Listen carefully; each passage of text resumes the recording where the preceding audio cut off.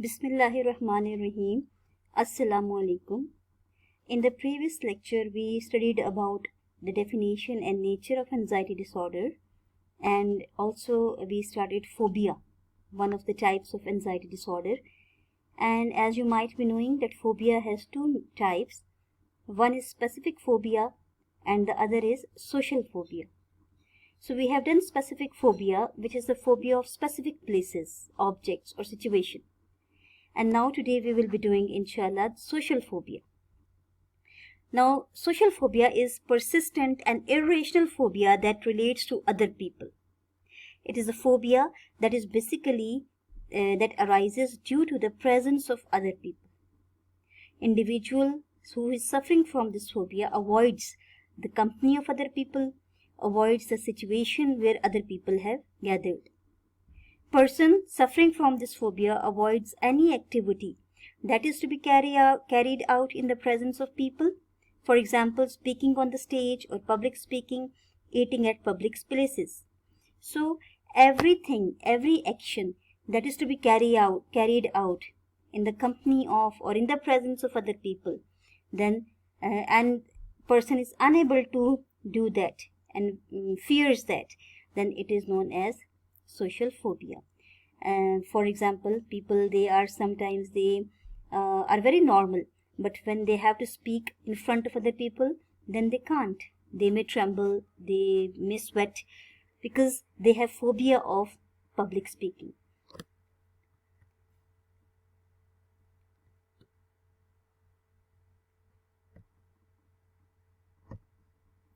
So persons avoids the situation where he is center of attention or may be viewed critically. So this is a very important factor related to social phobia. That when the person comes to know that he is being judged, he is being evaluated, then he suffers from this phobia. And when this is his or her irrational thought that he will be ridiculed at or he will be laughed at when he is going to say anything in front of the other people. So this thing further enhances the phobia of that particular individual when he thinks, this is the irrational thought, that other people, they are going to criticize him. Social phobia may relate to general or to specific situations. There are few individuals who suffer from phobia in any life situation. Even when they are in groups of 2 or 3 individuals, or when they are in the group of a lot many individuals, they may suffer from this anxiety which causes phobia in them. But specific phobia is the phobia of special places. For example, a student who is very normal at home, very normal with the family members, with the guests, but when that student has to speak up in front of the classroom or on the stage, then develops anxiety. This is specific phobia. Is it clear?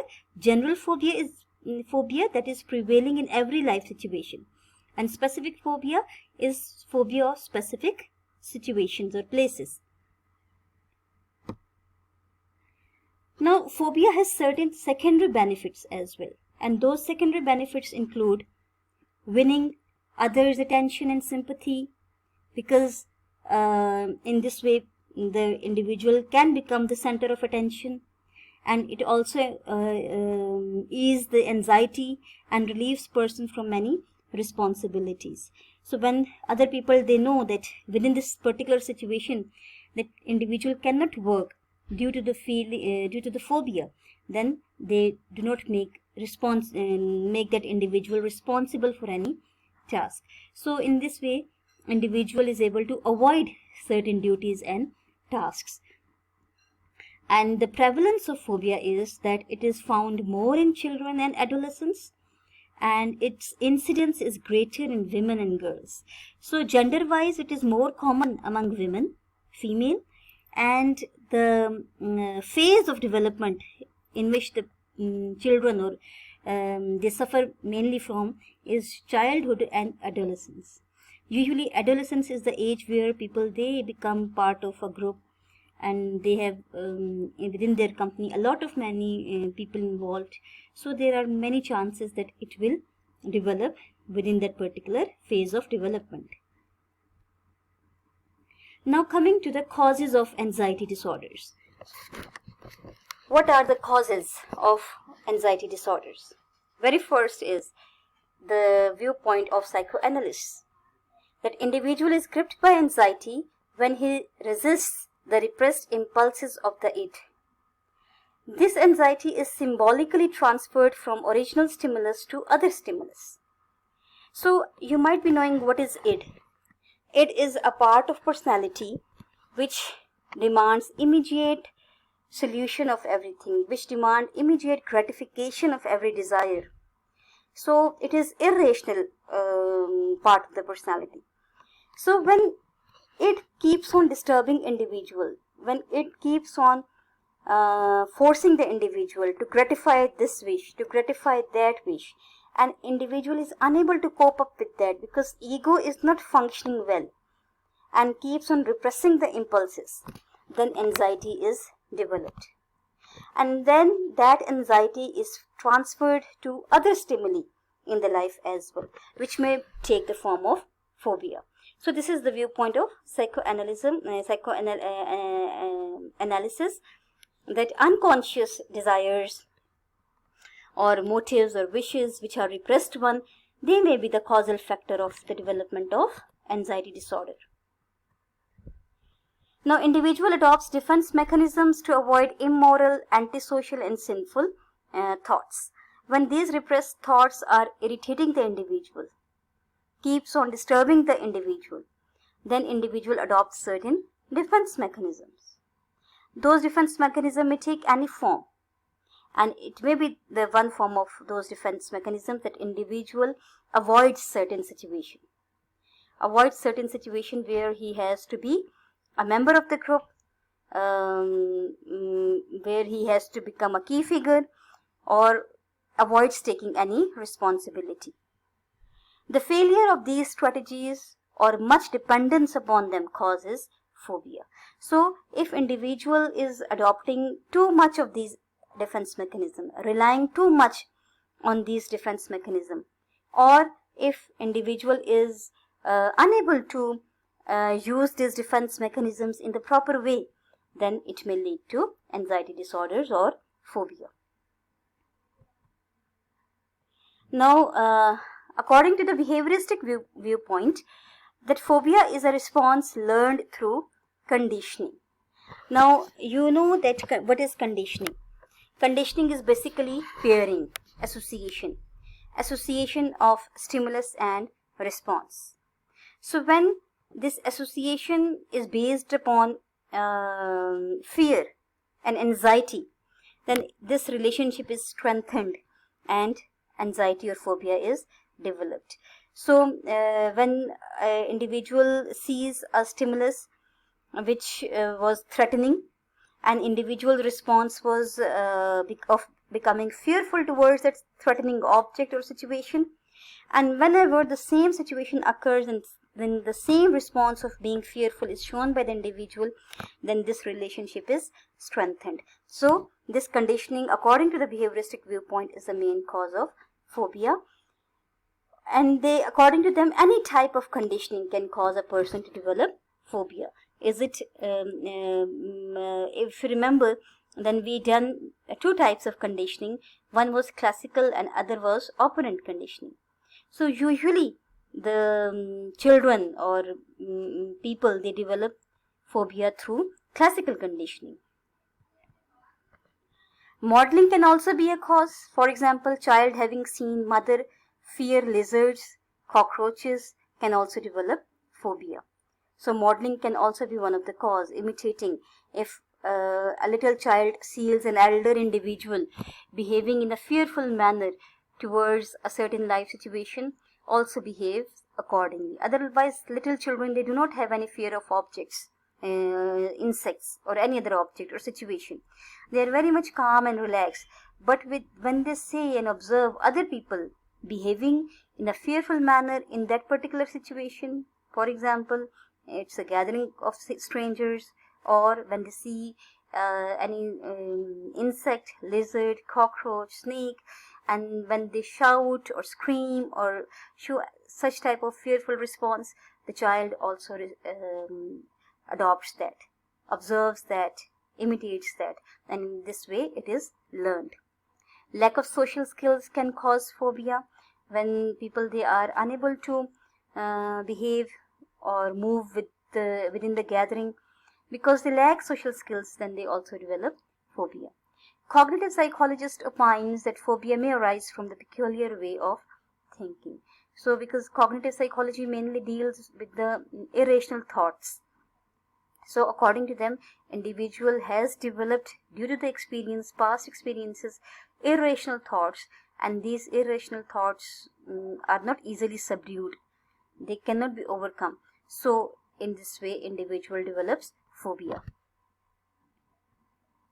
Now the treatment of phobia includes that behavioral techniques can be used for the treatment. Social skills can be taught to the individuals to prevent phobia. And psychoanalysis is being used effectively for the treatment of phobia and other anxiety disorders. Now coming to the next type of anxiety disorder, which is known as panic disorder. Panic attack. You might have heard this term so many times that he or she has suffered from panic attack. So this is the next type of anxiety disorder, panic attack.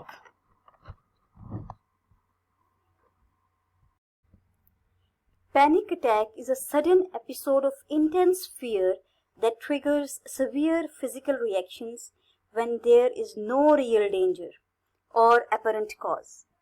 Panic attacks can be very frightening. When panic attacks occurs, you might think you are losing control, having a heart attack, or even dying.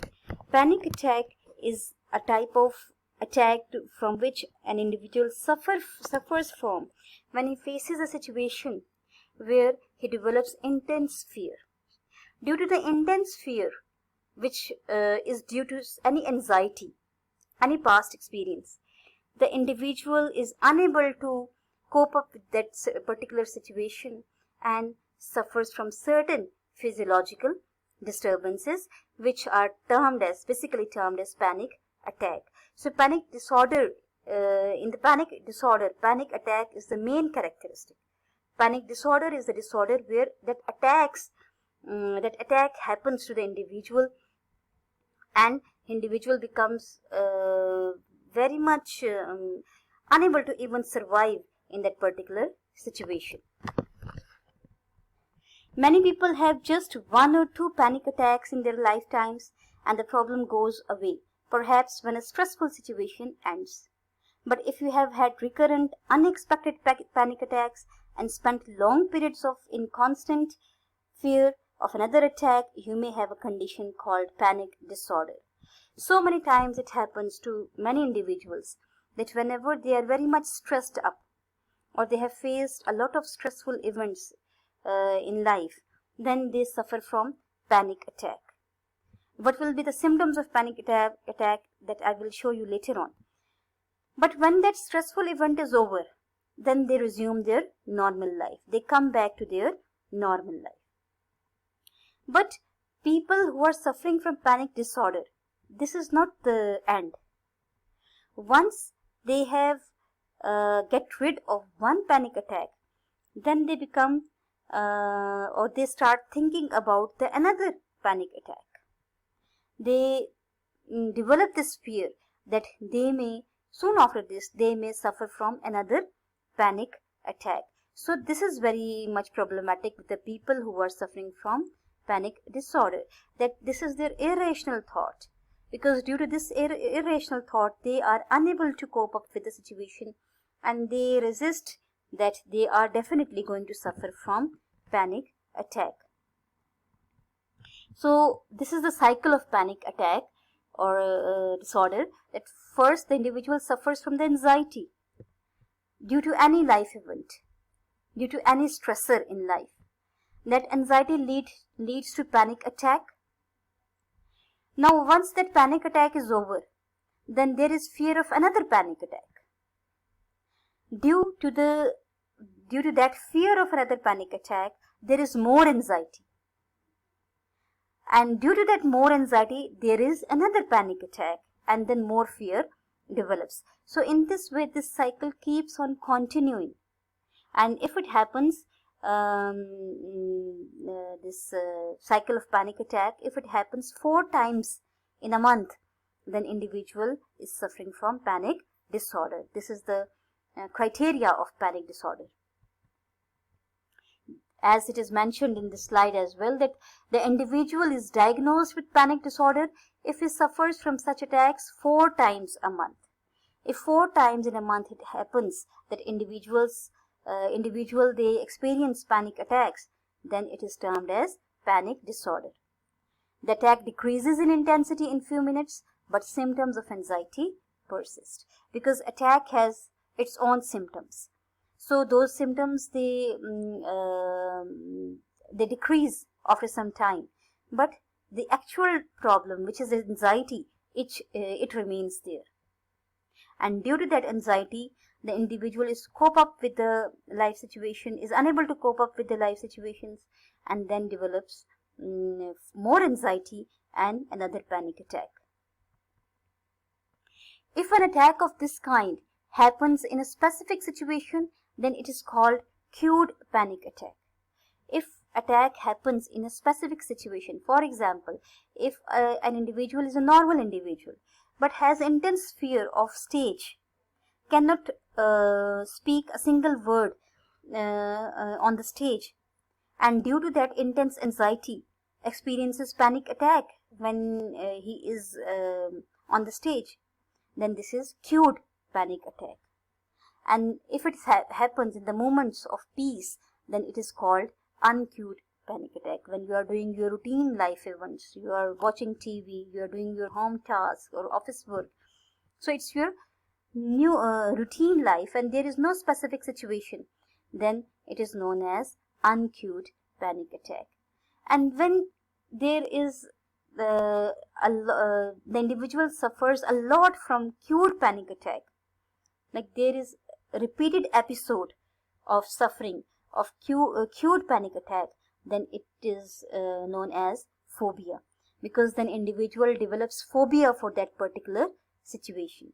An individual is unable to go to the market, and whenever goes to market suffers from panic attack. So this is cued panic attack, and due to that cued panic attack starts developing fearing marketplaces. So in this way phobia develops. Now these are the symptoms of panic disorder. What happens when a person has panic attack? That there is pounding or fast heartbeat, shortness of breath, sweating, choking feeling, something is choking in the throat, chest pain, as the person thinks that he is going to have a heart failure, feeling dizzy or faint, chills or hot flashes, feeling very cold or face especially and upper part of the body and very hot like temperature, nausea or stomach pain. Fine. So these are the few symptoms of panic attack. So what can be the causes? As in the same slide you can see the causes, that major stressors, they can lead to panic attack, changes in the brain, excessive caffeine intake, accidents, sexual abuse, family history. These may be the leading causes of panic disorder. So today we have done one type of phobia, which is social phobia, treatment and causes of anxiety disorders, and then the panic disorder. So inshallah our next lecture will be about generalized anxiety disorder. Okay, Allah Hafiz.